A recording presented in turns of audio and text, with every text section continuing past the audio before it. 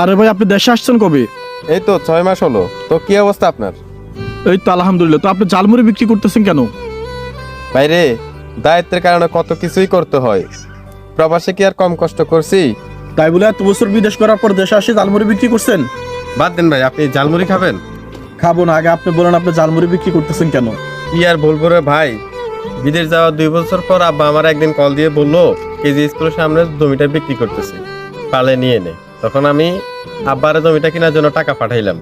আমি বিদেশ থাকার কারণে জমিটা আব্বার নামে কিনা হলো। তার কয়েক মাস পর আব্বা আবার একদিন হঠাৎ ফোন দিল, বললো দখলবাজি করে ঢাকায় আমাদের বিসির কারখানাটা ভেঙে ফেলছে, এখন নতুন করে শেয়ার দিবে, টাকার দরকার। এখন বিদেশে তো আর টাকার গাছ নাই যে বললেই হয়ে যায়। তারপর যাই হোক কি করবো, 5 লক্ষ টাকা দাঁড় করে মোট 20 লক্ষ টাকা দিছি আব্বারে। তারপর বাড়িতে একটা 4 রুমের ছাদ দিয়ে একটা ঘর করেছি, সেখানে প্রায় 3 দফা টাকা দিয়েছি। হ্যাঁ, তারপর? এখন সৌদি আরব হজ যাত্রীদের জায়গা সংকট, তাই কাবা শরীফের আশেপাশে সকল দোকানপাট তুলে দিচ্ছে। এজন্য আমার সকল ব্যবসা বাণিজ্য বন্ধ হয়ে গেছে, তাই দেশে চলে আসলাম। এখন দেশে আসি দেখি এত বছর বিদেশ করে যা কিছু করলাম তার কিছুই আমার হলো না। আপনার হলো না মানে? বোনের জামাই থেকে আব্বা কিছু টাকা নিয়ে কারখানায় ঢুকেছে। এখন সেই জন্য বোনের জামাই আমার কেনার টাকার জমি আব্বা থেকে নিয়ে গেছে। কারখানা থেকে আপনার পান না কিছু টাকা পয়সা? কারখানা কি আর এখন আছে? নাই কেন?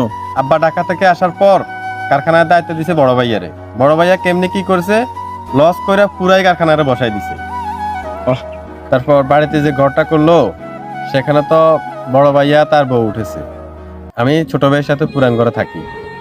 এখনো মাঝে মাঝে কিছু থেকে কিছু ব্যাসকম হলে ছোট ভাইয়ের বউর সাথে আমার বই ঝগড়া হয়। কোনদিন জানি আমার এই ঘর থেকেও বের করে দেয়, আল্লাহ জানে। এখন দেশে যে কিছু একটা করব, আমার কাছে ওই চালানটাও নাই, তাই ঝালমুড়ি বিক্রি করি। এই আর কি, জীবন যাচ্ছে জীবনের গতিতে। প্রবাসীরা হচ্ছে মৌমাছির মতো, নিজেরা ইনকাম করে কিন্তু তা খায় অন্যরা। আসলে প্রবাসীরা নিজেদের আপন মানুষদেরকে ভালো রাখার জন্য আজীবন কাজ করে যায়, কিন্তু দিন শেষে তারাই আবার এইরকম ঘটনার সম্মুখীন হন। বলতে গেলে তাদের এই হাসি মুখের আড়ালে লুকিয়ে থাকে এক আকাশ সমান যন্ত্রণা।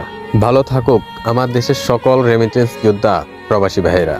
গাইস, ভিডিওটি ভালো লাগলে আমাদের এই ছোট্ট পেজটাকে ফলো দিয়ে ভিডিওটি শেয়ার করে দিবেন। ধন্যবাদ।